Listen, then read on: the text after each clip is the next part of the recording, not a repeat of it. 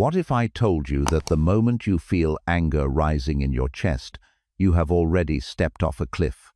Not a cliff of stone, but one far more treacherous. Listen closely. I have watched countless men destroy themselves, not by the hand of their enemies, but by their own reactions to insult, to slight, to mere words carried on the wind. You see a man wronged, and you think his anger justified. But I see a man who has surrendered his mind to a force he can no longer command. The truly powerful do not react. They observe. They remain unmoved. And in that stillness, they discover something the reactive man will never know.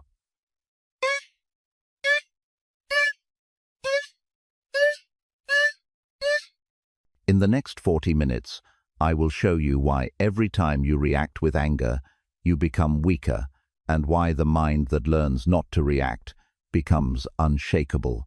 You came here because something in that title spoke to you.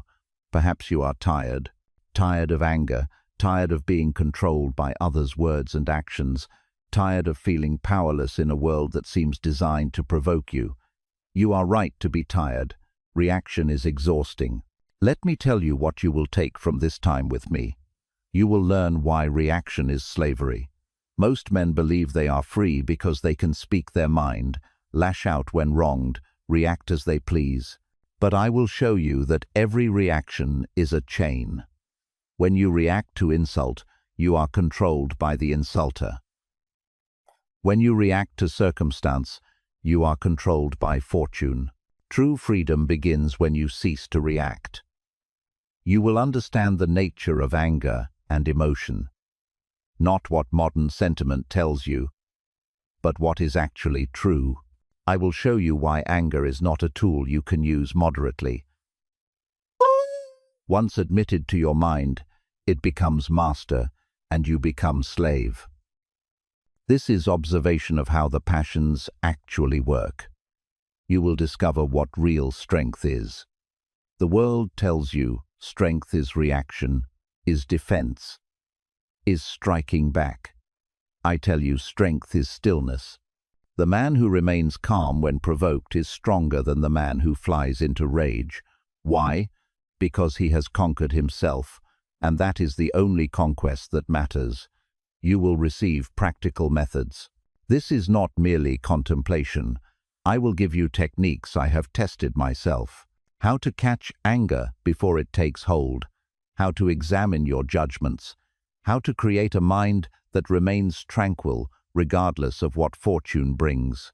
You will learn to practice philosophy not as theory, but as a daily discipline. Most importantly, you will learn to reclaim your mind. Right now, your mind is a public square where anyone can wander in and create chaos. By the end of our time together, you will know how to make it a sanctuary, governed by reason alone, untouched by the foolishness of others. This is not easy. I do not promise you ease. I promise you freedom. I promise you strength. I promise you the tranquility that comes when you finally stop letting the world push you around through your own reactions. Let me begin not with arguments, but with what I have seen, with the faces of men who learned too late and the few who learned in time. I witnessed something at the court of a tyrant that changed how I understood power forever. A senator was invited to dine, and this was no honor, but a test. The emperor was drunk, cruel, looking for amusement. He began to mock this man's family, his ancestry, his deceased father. The entire room fell silent. Everyone watched to see what the senator would do. Would he defend himself? Would he react? The man did something unexpected. He took a long drink of wine, looked at the emperor calmly, and said, "Continue, if it pleases you." The emperor, frustrated at getting no reaction, increased his insults. He attacked the senator's intelligence, his appearance, his worth as a man. The senator simply nodded, as if the emperor were discussing the weather. His face showed nothing, no anger, no shame, no distress, just calm attention. After several minutes of this, the emperor gave up and moved on to another victim, someone who would give him the satisfaction of a reaction. Later, I approached this senator privately. I had to know, how did you remain so calm? How did you endure such public humiliation without responding? He looked at me and said something I have never forgotten. He said, I realized something simple. His words cannot enter my mind. Unless I open the door, he can speak anything he wishes. I choose what I let affect me. He controlled his tongue. I controlled my mind. Which of us was truly free? In that moment I understood. This man had discovered the secret that most people live their entire lives without finding. Reaction is permission. When you react to insult, you give the insulter exactly what he wants, proof that he has power over you. The moment you refuse to react, that power disappears. Like a flame without oxygen, it simply goes out. The emperor had all the external power. He could imprison this man, seize his property, even order his death. But he could not touch his mind. He could not force him to feel shame or anger or fear. That realm belonged to the senator alone, and he guarded it well. But you may wonder, what about justice? What about defending oneself? This is what everyone asks, and this is what I must address. I had a student, a young man of good family, but quick temper. One day he came to me in fury. In the marketplace, another man had shoved him, called him a fool, mocked him in front of others. "Teacher," he said, I barely restrained myself. "Tell me, was I right to want revenge? Should I not defend my honor?" I asked him. "Did this man know you?"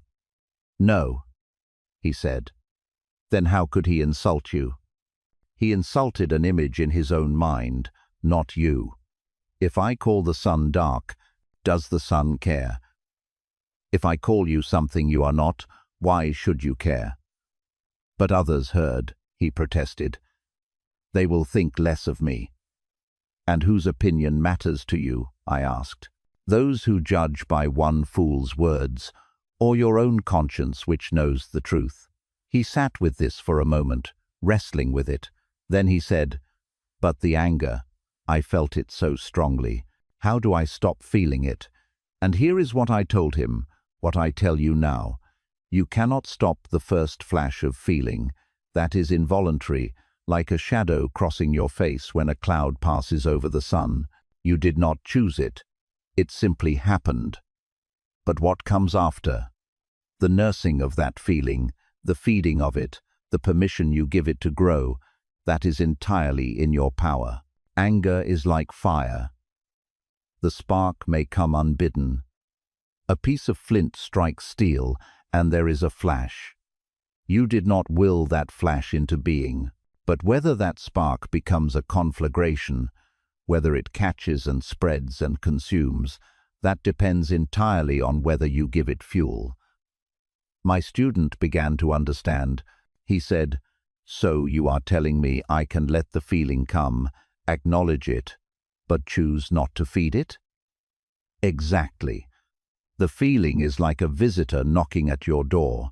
You cannot stop the knock, but you can choose whether to invite that visitor inside, whether to offer them a seat, whether to serve them dinner and let them spend the night. Most people do not just invite anger in, they roll out a feast for it. They replay the insult in their minds. They imagine what they should have said. They tell the story to others, each time feeling the anger fresh again. They feed it until it grows large enough to devour them. He left my house that day understanding something crucial. The problem was never what happened to him in the marketplace. The problem was what he chose to do with it in his mind afterward. This brings us to something most people misunderstand entirely about how the mind works in relation to passion. I once spoke with a trainer of gladiators, a man named Pyrrhus, famous throughout the land for producing champions. Many of his students survived decades in the arena, which was almost unheard of. I asked him what separated the fighters who survived from those who died young. His answer surprised me. "The ones who react die," he said. "You would think aggression wins fights. You would think rage makes a man more dangerous. It does not. Clarity wins fights. When a man is struck and becomes angry, he forgets his training. He swings wild. He leaves himself open. He wastes energy on shows of force that accomplish nothing.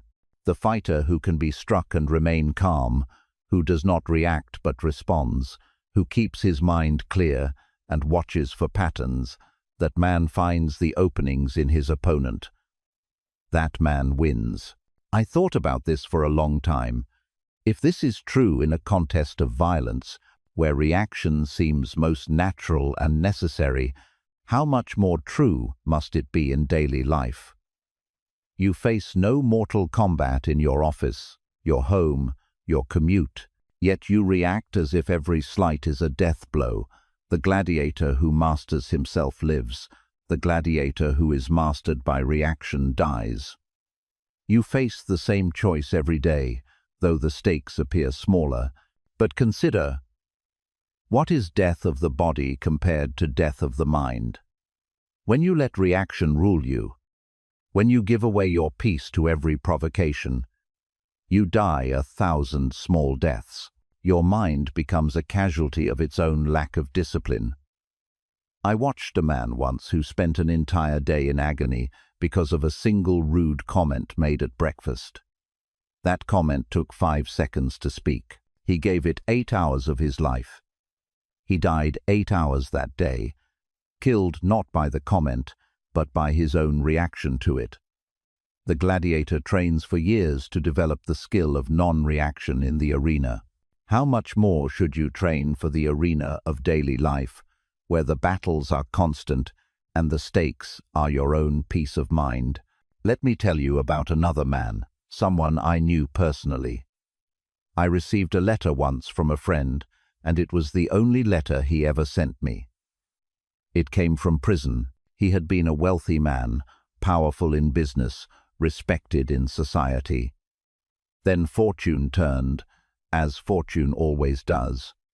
A rival made false accusations against him. His property was seized. His family abandoned him out of shame. He sat in a cell, awaiting trial, unsure if he would ever be free, unsure even if he would live.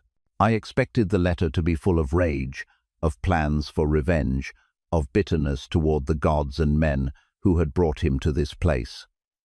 Instead, it was the most peaceful correspondence I have ever read. He wrote, "I have discovered something in this cell. I thought I was free before because I had wealth, status, the ability to move where I pleased, but I was a slave to everything, to others' opinions, to the constant turning of fortune's wheel, to my own endless wants and fears. Here, with nothing, I am finally free. No one can take from me what I do not value. No circumstance can disturb me if I do not react to it with disturbance. I have nothing, and I am at peace." When I read those words, I wept, not from sadness, but from recognition. This man had found in a prison cell what most people never find in a lifetime of liberty. He had found the fortress that cannot be breached, the treasure that cannot be stolen. 6 months later, he was released. The accusations proved false, as I knew they would. Truth has a way of emerging eventually. But he was a different man. When his property was returned to him, he gave away most of it. He lived simply. He stopped attending the social gatherings that once seemed so important. And when I saw him, his face had a calm I had never seen in his prosperous days. It was as if he had been living in a storm before and now walked in perpetual sunshine. I asked him, "Are you not angry at those who falsely accused you, at the family who abandoned you?" He smiled and said, Why would I be angry at people for being what they are? Scorpions sting because that is their nature. Shall I be angry at a scorpion for being a scorpion? Those people acted from ignorance, from fear, from self-interest. I understand this now, and understanding brings peace where judgment brought suffering. That man lost everything and found peace. Most of you still have everything and cannot find it. Why? Because you are still reacting. You are still giving your peace away to anything that provokes you. A traffic jam disturbs you. A critical comment haunts you. A disappointment ruins your day. You are like a man standing in a palace, surrounded by riches, yet miserable because someone outside is making noise. Close the windows.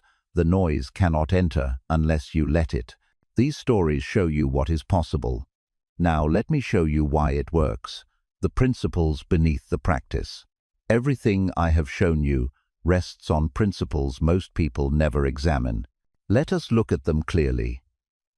One by one. When you react with anger or strong emotion to something outside you, this is what is actually happening.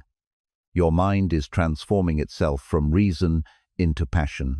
You think you are simply expressing feeling, but you are not. You are surrendering command of your own faculties. Think of a man standing at the edge of a cliff. At first, he has choice. He can step back. He can remain where he is. He can walk along the edge carefully. But once he steps forward, once his foot leaves solid ground, and he is in free fall, choice disappears. He cannot stop himself mid-fall. He cannot reconsider. He cannot change his mind. Gravity has him, and he will hit the ground whether he wishes to or not. This is precisely what happens when you let anger in. The first prickings of irritation, those you can resist. That is your moment of power, your frontier, your chance to bar the door. Someone says something that stings. You feel the irritation begin. Right there, in that moment, you have complete control. You can observe the feeling and let it pass. You can recognize it as just a feeling, a temporary visitor, nothing more. But if you say, I am justified in this anger, if you say, I have a right to feel this way, if you open that door even a crack, you lose control. Anger does not serve you moderately. It does not stop when you say enough. Once admitted, it becomes master. I have heard people say, I can use anger as a tool. I can direct it. I can channel it productively. This is delusion. If you can direct it, if you can stop it at will, then it is not anger at all. It is deliberate action that you are calling by another name. Real anger has one characteristic above all others. It does not obey you. It is like inviting a wild animal into your home and believing you can keep it tame. For a while, perhaps it seems manageable, but its nature will emerge. It will turn on you. It will destroy what you value, and you will realize too late that you are no longer in command. So, understand this clearly. Reaction is not power. Reaction is surrender. The moment you react, you have given away your autonomy to whatever provoked you. You are now dancing to another's tune, blown by winds you do not control. This is not strength. This is puppetry. Someone pulls the string of insult, and you jump in anger. Someone pulls the string of criticism, and you collapse in shame. Someone pulls the string of disappointment, and you sink in despair. As long as you react, you are the puppet, and the world is full of people eager to pull your strings. Never admit what you cannot control. This is the first principle. Build the fortress at the frontier, not in the ruins. Now you are thinking, but what about righteous anger? What about when I truly am wronged? Is it not weak to accept injustice? Let me make something clear. I am not telling you to accept injustice. I am telling you not to destroy yourself in response to it. Consider what anger actually does. Does it make you think more clearly? No, it clouds judgment. Your vision narrows. You see only the offense and miss everything else. Does it make you act more effectively? No, it makes you reckless, impulsive, prone to error. You strike out blindly and often hit the wrong target or miss entirely. Does it harm your enemy? Sometimes. If you are fortunate and your enemy is weak, does it always harm you? Yes, always, without exception. The angry man suffers regardless of whether his anger accomplishes anything. So tell me, if anger harms you with certainty and harms your enemy only sometimes, and only if circumstances favor you, why would you choose this weapon? It is like trying to kill a mosquito with a sword. You will miss the mosquito and cut yourself badly in the process. You say, "But I was wronged." And I ask you, what is a wrong?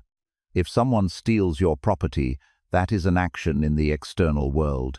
If someone insults you, that is sound waves leaving their mouth. If someone breaks a promise, that is a sequence of events. These are facts, neutral as rain or sunshine. They become wrongs only through your judgment about them. And if it is your judgment that creates the wrong, then it is your judgment that can uncreate it. But surely some things are objectively wrong, you say. Yes, according to nature and reason, some actions are contrary to virtue. Cruelty is wrong. Injustice is wrong. Deception is wrong. But your anger does not change them. Your anger does not correct them. Your anger only adds one more wrong to the world. Your own loss of reason. Here is the truth that most people never grasp. You can respond to injustice with calm, calculated action far more effectively than with rage. The general who remains calm in battle makes better decisions than the one who fights in fury. He sees the terrain clearly. He notices when the enemy makes a mistake. He strikes at the right moment with precision. The furious general charges blindly and leads his men to slaughter. Why do you think your life should be different? When someone wrongs you, you can respond. You can take action. You can seek remedy through proper channels. You can remove yourself from harmful situations. You can learn from what happened and protect yourself better in the future. But all of this you can do better, more effectively, more successfully, when you are calm than when you are enraged. Let go of the lie that anger serves justice. It does not. Reason serves justice. Anger serves only itself, and in serving itself, it destroys you. Do not add your own disorder to the disorder already in the world. This is the second principle. The greatest cure for reaction is delay. This is so simple, most people ignore it. But it is the difference between slavery and freedom. When something happens that normally would make you react, an insult, a disappointment, a frustration, you feel that immediate surge, heat in your chest, tension in your jaw, the urge to speak, to act, to do something right now. This is natural. This is the spark I spoke of. It is involuntary. Now comes your moment of power. Do nothing. Wait. Wait 1 minute. Wait 1 hour. Wait until tomorrow. You will discover something remarkable. The feeling that seemed so powerful, so justified, so necessary to act upon, it dissipates like morning fog when the sun rises. What felt like an emergency at noon is barely memorable by evening. What seemed like an intolerable offense today will be forgotten within a week. This is because most reactions are not responses to reality, but to our immediate, emotional interpretation of reality. And that interpretation is almost always distorted by passion. Give yourself space from that interpretation, and you see things differently. The insult that seemed intolerable becomes trivial. You realize the person who said it is struggling with their own problems, and you happen to be nearby when they lashed out. The setback that seemed catastrophic becomes manageable. You see options you could not see through the fog of panic. The person you wanted to destroy with words becomes pitiable rather than hateful. You recognize their actions came from weakness, not strength, and you feel something closer to compassion than rage. I practice this daily. When I receive news that disturbs me, I do not respond immediately. I sit with it. I let it settle. I examine it from multiple angles, the way you would examine a gem to see how light passes through it from different directions. I ask myself, 1 year from now, will this matter? Often the answer is no, and if it will not matter in a year, why should I disturb my peace today over it? Sometimes the answer is, yes, it will matter. Then I ask, will anger help me handle it better? Again, the answer is almost always no. So I wait until I can address it from a place of clarity rather than agitation. This is not passivity. This is not weakness. This is the exercise of the highest human power, the power to choose your response rather than being dragged by immediate feeling. The reactive man is a slave with a quick master. The reflective man is free with a patient mind. Between stimulus and response lies your freedom. That space is where wisdom lives. This is the third principle, and it may be the most important of all. Most people live in confusion about what can actually hurt them. They believe that insults harm them, that setbacks harm them, that others' opinions harm them. This is false, and until you understand why it is false, you will remain vulnerable to everything. Nothing external can harm your character, your virtue, your essential self. Think carefully about this. Can someone's insult make you less wise? If you are wise, and someone calls you a fool, are you now foolish? Of course not. Can traffic make you less courageous? Can financial loss make you less just? Can betrayal make you less temperate? No. These things are completely separate from you. Your virtue, your character, the quality of your soul, these exist independent of external circumstances. What can harm you then? Only your own judgments and reactions. If you judge insult as unbearable, it becomes unbearable, not because of the insult itself, but because of your judgment. If you react to setback with despair, you suffer, not from the setback, but from your despair.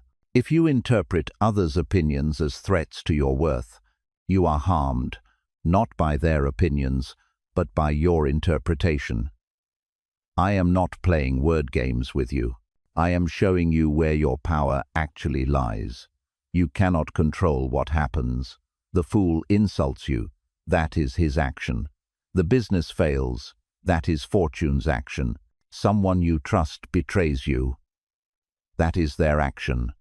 Rain falls. The sun sets. Winter comes. These things happen according to their own nature, and you have no say in them. But your response, your judgment, your preservation of your own peace, that is your action and yours alone. No one can force you to judge something as catastrophic. No one can make you interpret an event as unbearable. These are choices you make, often so quickly and habitually that they feel automatic, but they are choices nonetheless. Once you truly grasp this, everything changes. You realize that you have been giving away your well-being to things that have no power over you except the power you grant them. You have been reacting to shadows while neglecting the substance of your own mind. Here is a test I want you to use. Next time something bad happens, something that would normally upset you, pause and ask yourself this question: has my ability to be virtuous been impaired by this? Can I still be wise, courageous, just, and temperate? The answer is almost always, yes, I can. Then, what truly has been lost? Usually nothing but your own composure, and that was lost not by the event, but by your reaction to it. Your car breaks down. Has your virtue been harmed? No. You can still be patient, resourceful, kind to the mechanic. Someone criticizes your work. Has your character been damaged? No. You can still do your best. Learn from valid feedback. Ignore invalid attacks. Your plans fall through. Have you lost your ability to be good? No. You can adapt, find new plans, accept what you cannot control. In each case, the external event is one thing. Your virtue is another. Keep them separate in your mind. Guard your judgments as you would guard your house. What you let in determines everything. This is the fourth principle. So, we arrive at the practical question: how do you build a mind that does not react? Not through one grand gesture, but through daily practice. Just as the athlete builds strength through repeated exercise, you do not become strong by lifting a weight once. You become strong by lifting weights every day, gradually increasing what you can handle. The mind works the same way. First, practice premeditation. Before you enter your day, imagine the provocations you might face. Do this every morning without fail. Sit somewhere quiet for just 5 minutes. Close your eyes if you wish. Then imagine your day ahead, but with obstacles. See yourself encountering the difficult colleague, the one who always has a criticism. Imagine them saying something harsh to you. Now imagine yourself remaining calm, nodding, perhaps saying, "I will think about that," and walking away without disturbance. See the traffic jam before it happens. Imagine yourself sitting in your car, delayed, unable to control the situation. Now see yourself using that time to breathe deeply, to think, to remain at peace, because you recognize that anger at traffic accomplishes nothing. Imagine plans falling through, disappointments arriving, small irritations accumulating throughout the day. In each case, see yourself responding with equanimity. This practice does two vital things. It removes surprise and it rehearses wisdom. When the actual provocations come, and they will come, your mind will not be caught off guard. You will think, "Ah, yes, I prepared for this. I know what to do."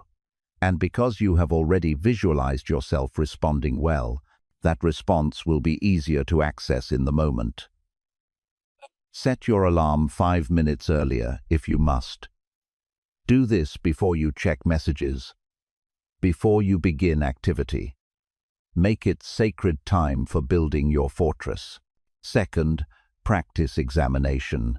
Each evening before sleep, review your day honestly.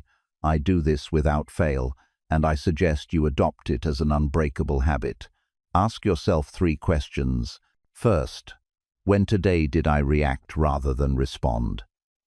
Find the moments you lost composure.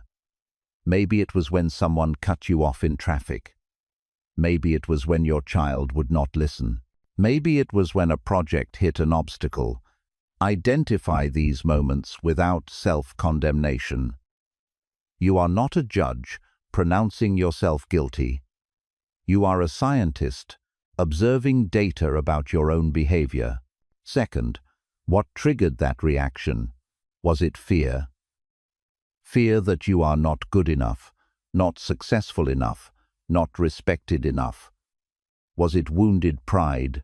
Did someone fail to treat you the way you believe you deserve to be treated? Was it desire for something beyond your control? Did you want circumstances to be different than they are? Name the root cause. Often we react to surface things when the real issue is deeper. The traffic did not make you angry. Your impatience and desire to control time made you angry. The criticism did not hurt you. Your attachment to others' approval hurt you. Third, how could I have responded differently? Replay the situation in your mind, but this time with wisdom. See yourself in that traffic jam, breathing calmly, accepting what you cannot change. See yourself receiving that criticism, listening for anything useful, discarding the rest without emotional investment. See yourself meeting disappointment with flexibility rather than rigidity. This plants seeds for future behavior. Your mind learns from this review. Write these down if you can. Keep a small notebook by your bed. 3 sentences per night is enough. When did I react? What triggered it? How could I have responded better? Consistency matters more than length. Over time, you will notice patterns. Perhaps you always react to criticism.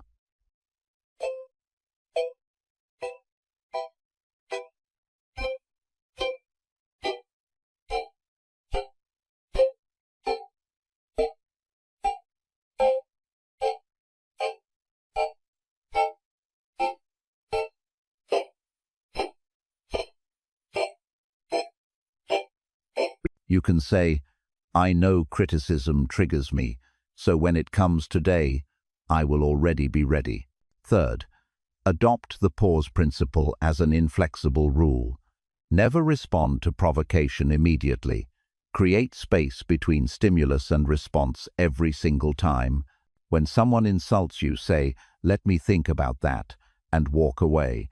Do not defend yourself in the moment. Do not explain yourself. Just create space. When bad news comes, say, I need a moment to process this, and sit in silence. Count to 10 if you must. Breathe. Let the initial surge of feeling pass before you do anything. When anger rises, before speaking, count slowly to 10. If it is a message that angers you, do not reply for at least 1 hour. Better yet, wait until the next day. This will feel unnatural at first.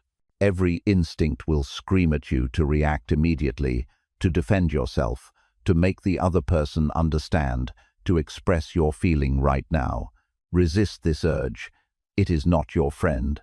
It is the slave driver cracking the whip, and you are training yourself to be free. What you will discover is that most provocations lose their power when given time. The insult that seemed intolerable at noon seems merely stupid by evening. The setback that seemed catastrophic today reveals new possibilities tomorrow. But you can only see this from a distance. Up close, in the heat of immediate feeling, everything is distorted. You are looking through fog. Train yourself to create that distance as automatically as breathing. When you feel strong, emotion rising, place your hand over your heart. Feel it beating.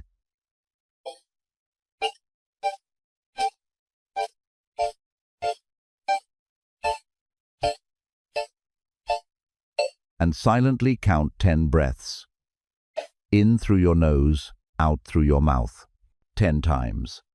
This physical act interrupts the reaction pattern and gives reason time to engage.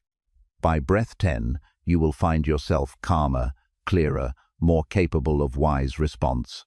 Fourth, use a daily reminder. Choose one principle from what I have taught you today and make it your meditation for the next week. Write it on paper and place it where you will see it multiple times per day. On your mirror, so you see it when you wake and before you sleep. On your desk where you work. On your phone screen if you must. For example, this week your reminder might be, nothing external can harm my character. Each time you see it, pause for just a moment. Read it. Repeat it to yourself. Let it sink a little deeper into your mind. When provocations arise during the day, remember this principle and test it. Is this thing actually harming my virtue or only my comfort? The answer will guide you. Next week, choose a different principle. Rotate through them. The goal is not to memorize words, but to gradually reshape how you see the world. You are training your mind to default to wisdom rather than reaction. Some principles to rotate through. Reaction is surrender. Response is freedom. I control my judgments. Nothing else controls me. What matters is not what happens, but how I meet it.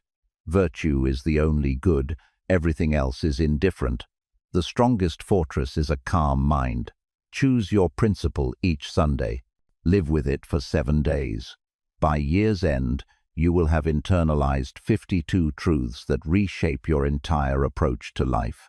We have spent this time together examining something most people never question: why they react and what it costs them.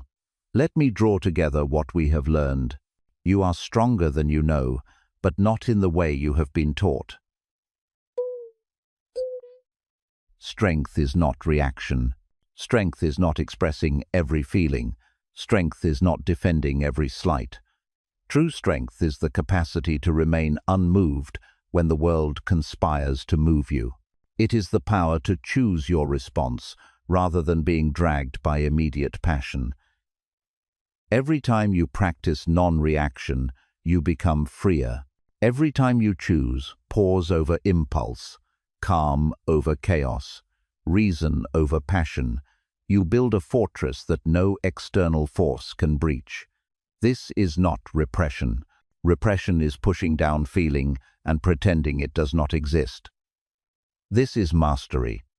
Mastery is observing the feeling, understanding it, and choosing not to be controlled by it.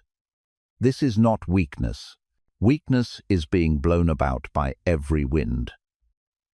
This is the highest power available to a human being, the power of self-command. The path I have shown you is simple, but not easy. It requires daily practice, constant vigilance, repeated choice. You will fail sometimes. That is expected. That is part of learning. What matters is that you begin again each time, that you never surrender the practice entirely. One failure does not erase all progress. One moment of reaction does not mean you have lost everything. Tomorrow you begin again, and the day after, and the day after that. This is how character is built, through patient, persistent, daily effort. Remember, you cannot control what happens to you, but you control absolutely how you interpret and respond to what happens. That space between event and response, that is where your freedom lives. Right now, for most people, that space does not exist. Event and reaction are welded together. Insult arrives, anger follows instantly. Setback occurs, despair follows instantly. There is no gap, no choice, no freedom. Your task is to create that gap, to wedge open a space between what happens and how you respond. At first, the gap will be small. A moment, a breath, but that is enough. That tiny gap is the seed of your freedom. Nurture it, guard it, expand it, make it your sanctuary. Over time, that gap becomes wider, more stable, more reliable. You go from reacting instantly to reacting after a few seconds, to pausing for a few minutes, to being able to sit with difficulty for hours or days before responding. And in that growing space, you discover peace. I will leave you with one final thought. Every person who masters themselves becomes a light for others. When you stop reacting, you show those around you that another way is possible. Think about the people in your life who are calm in crisis, who remain steady when others panic, who do not add fuel to the fire of drama and chaos. You are drawn to these people. You trust them. You feel safer in their presence. Their calm is contagious. You can become that person, without preaching, without demanding, without trying to change anyone else, simply by being an example of non-reaction. You teach what words cannot teach. Your teenager sees you respond to bad news with equanimity and learns that panic is not inevitable. Your coworker watches you handle criticism with grace and begins to question their own defensiveness. Your friend observes you letting an insult pass without retaliation and considers that perhaps they too could choose differently. This is the way of the philosopher, not merely to think about wisdom, but to embody it. Not merely to speak of virtue, but to live it. Words are cheap and plentiful. The world is full of people who can talk about how one should live. What the world needs, what it has always needed, is people who actually live that way. Be one of those people. You have the tools now. You have the principles. You have the practices. What you do with them is your choice, and that choice will determine the quality of your life. Not your circumstances, not what others do to you, not fortune's turning wheel, but your choice of how you meet what comes. That is the only thing that matters. That is the only thing you truly control. Go now and practice. Build your fortress one stone at a time. Meet the provocations of your day with a mind that will not be moved, and know that in doing so, you join a lineage stretching back through centuries of those who have discovered the secret that most never learn. The less you react, the stronger you become. If this teaching has been valuable to you, I ask 3 things. First, subscribe to this channel. I will continue to share the wisdom I have gathered over a lifetime, wisdom that can change how you live if you apply it. There is more to learn, more to practice, more depth to explore. Stay with me on this path. Second, if this resonated with you, press the like button. It seems a small thing, but it helps others who are searching for this understanding to find it. Someone today is trapped in reaction, suffering, not knowing there is another way. Your simple action might bring them to this teaching. Third, and most important, tell me in the comments about your experience with reaction. What triggers you most often? Where do you struggle? What happened when you tried the pause principle? What questions remain? I read these comments, and your questions often shape future teachings. Your struggles are not yours alone. Others face the same battles. By sharing, you help not just yourself, but everyone in this community. The practice begins now. Not tomorrow when you feel more ready. Not next week when circumstances are better. Not when you have finished all your other tasks. Now, this very moment is your opportunity. Close this video and enter your day differently. Watch for the first provocation. It will come. It always does. And when it comes, remember what you have learned here. Create the pause. Choose your response. Build your fortress. Go now and be strong.